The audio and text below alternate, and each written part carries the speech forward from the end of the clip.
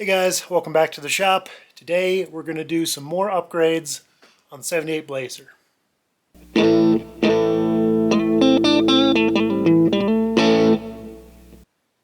So if you didn't see it already, I've already replaced the wheel arch on the driver's side, took care of all the rust there.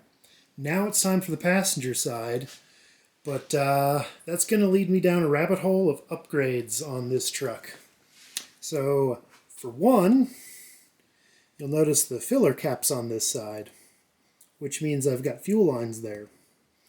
Now, it'd be perfectly logical to cover that up, put a welding blanket over the fuel tank, and not worry about it, and just do my work.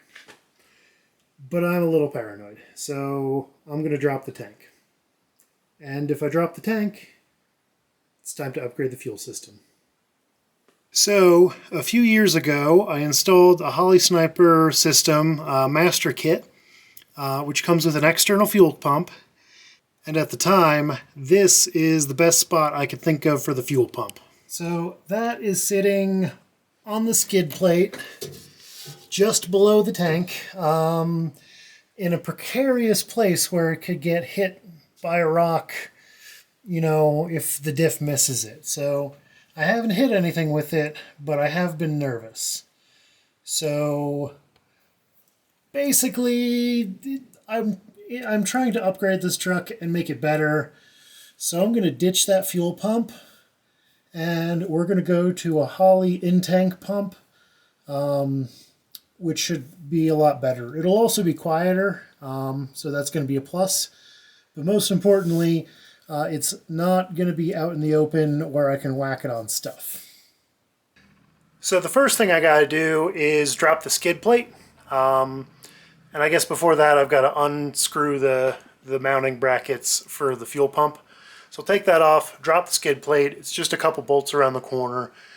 Then we can get to the fuel tank. And if you haven't seen it already, hopefully my shiny new bumper I just built isn't in the way, because I really don't want to take that off again.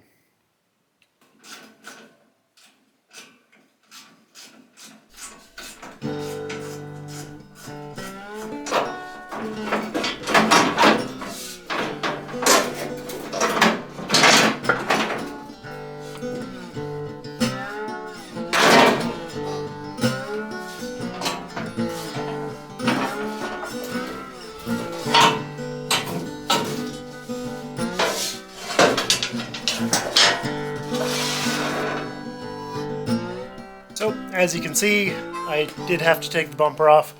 I didn't actually have to take it off, but it does make my life so much easier. So, took it off, got the skid plate out, just 6 bolts. Now we've got to turn our attention to actually dropping the tank. Normally, it also helps to disconnect the fuel lines running on the top, and you've got just enough room to slip your hand and some tools under there between the fuel tank and the bed. But I know for a fact that I've got plenty of fuel line, a lot of excess, so I can just drop this tank and not really be too concerned. So what we're going to do to drop the tank is we've got the straps there and there, and we're just going to undo these nuts.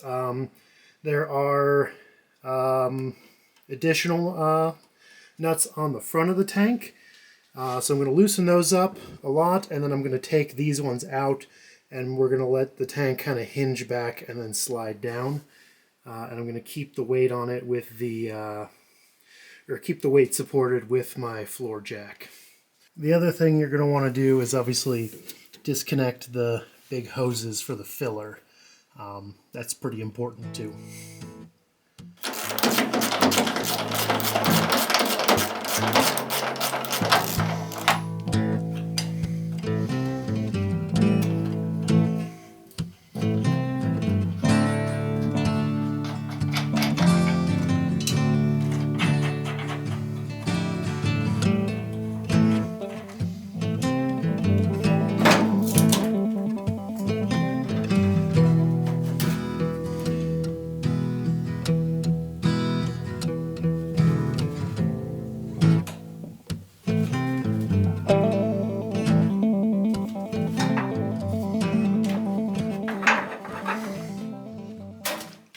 Well, I wasn't filming, but that didn't go too well. I think last time I had some jack stands on either side for safety, but it just kind of fell off the floor jack. But that's okay, because nothing got hurt. There's only a little bit of fuel in it, maybe like 5 gallons at most. And the only thing that were put on a strain were the wires for the fuel level sender. And then these are a little tight, but just got to loosen those, pull those fuel lines off, and then we can just slide it on out of there. And then I'll probably repurpose the gas for some other stuff. I don't think I'll put it back in this because, well, it'll probably be a little while, and this gas is getting kind of old, so might as well burn it off in the Volvo or the S10. Alright, got it all pulled out. Also took the filler neck out. Plugged all the lines so it's kind of nice and safe and not going to vent everywhere and get crap in it. And so now all I've got to do is clean up all this mess and that mess and get to the bodywork. Once I'm done with the bodywork, I'll get back to that and do the fuel system. So it's a new day. Bodywork's been done on the Blazer, so now it's time to get the fuel tank back in. So now we're going to be upgrading that fuel system, getting rid of that external pump, and inside of here is my new drop-in replacement from Holley. So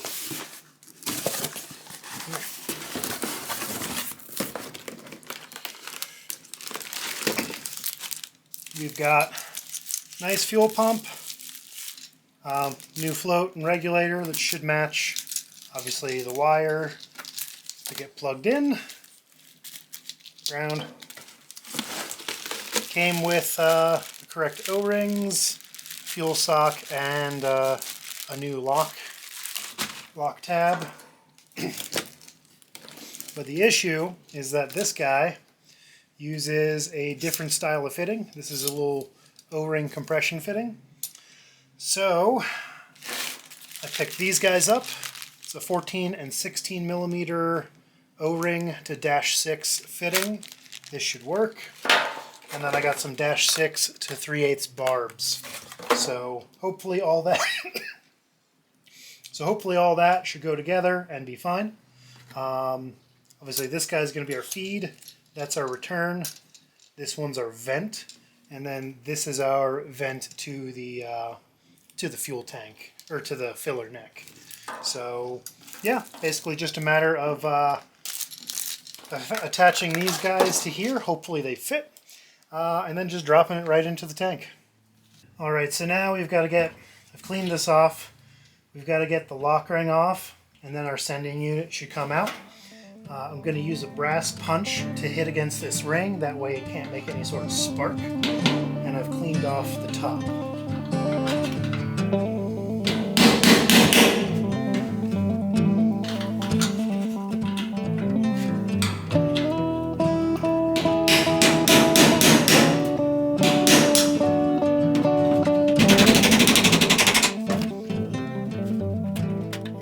So now this guy just comes out, and you might notice I'm missing my fuel sock.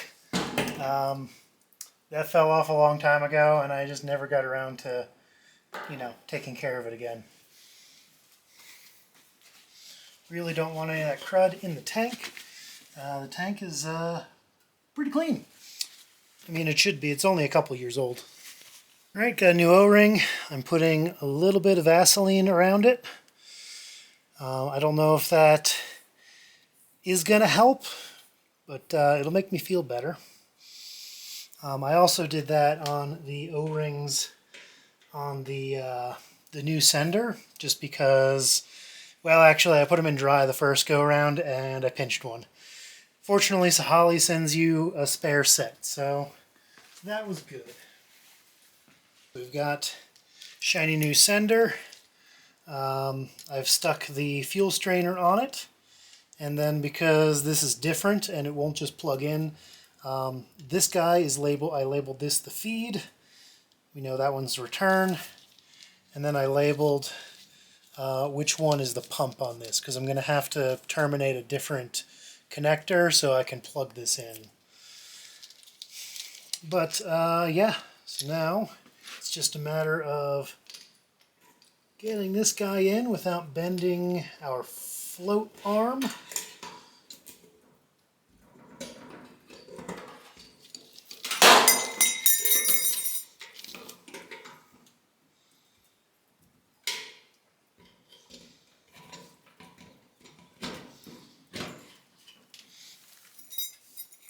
And we'll put our ring on. Okay, there we go. And I've also confirmed, so gray is our fuel pump, purple is our float sender. And I confirmed that by A, pulling the connector off and measuring, and B, connected a multimeter between ground and the purple and operated the float, and then saw that it moved, or the resistance changed. It was 0 at the bottom and high 80s at top, and it should be a 0 to 90 ohm sender, so that's within spec. So it's good to go, and I've just got to sink that in, put our lock ring around,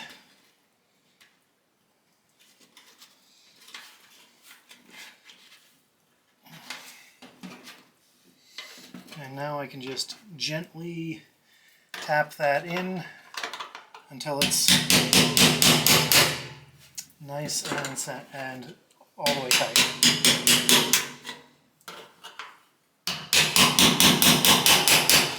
Basically, there's these little tangs. They need to go against those little tangs, and then you know it's all the way to its stop.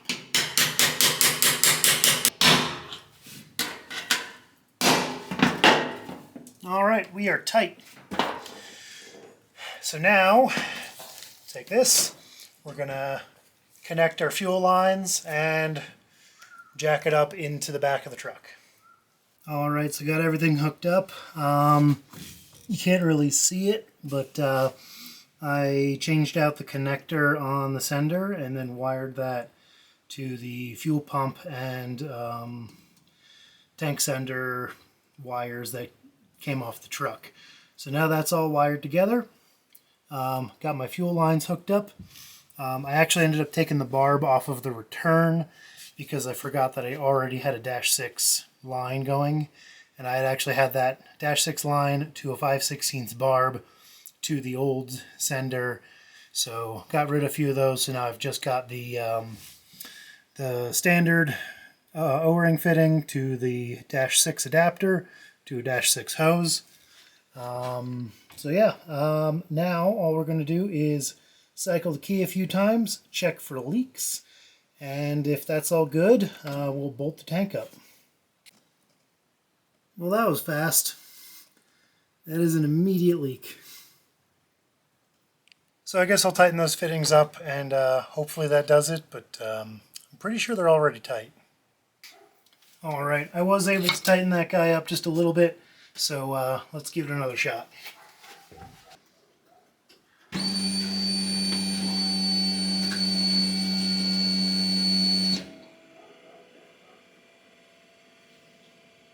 Alright, looks like there aren't any leaks.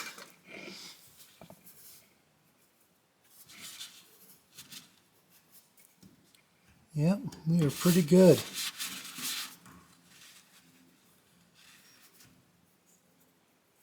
It's cold from the fuel, but I'm not getting any residue.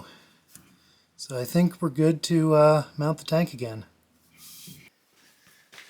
But hey, just for the heck of it, I'm going to fire it up because it's been months since this thing's run.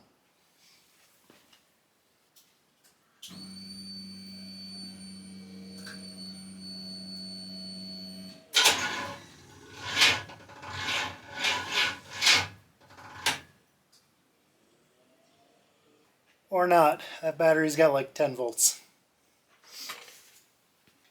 Alright, put the battery on the charger for a few hours.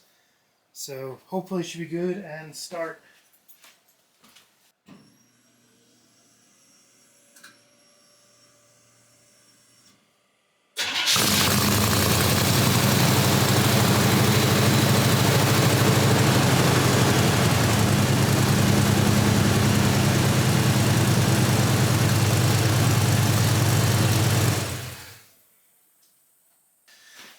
And there we go. All right, and on that success, we're going to call it for today. I'll see you next time. Thanks for watching.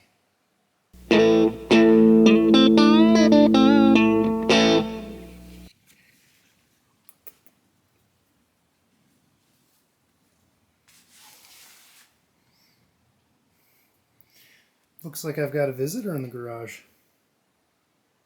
Kitty. This is one of the neighbor cats. He cruises around. He's really sweet.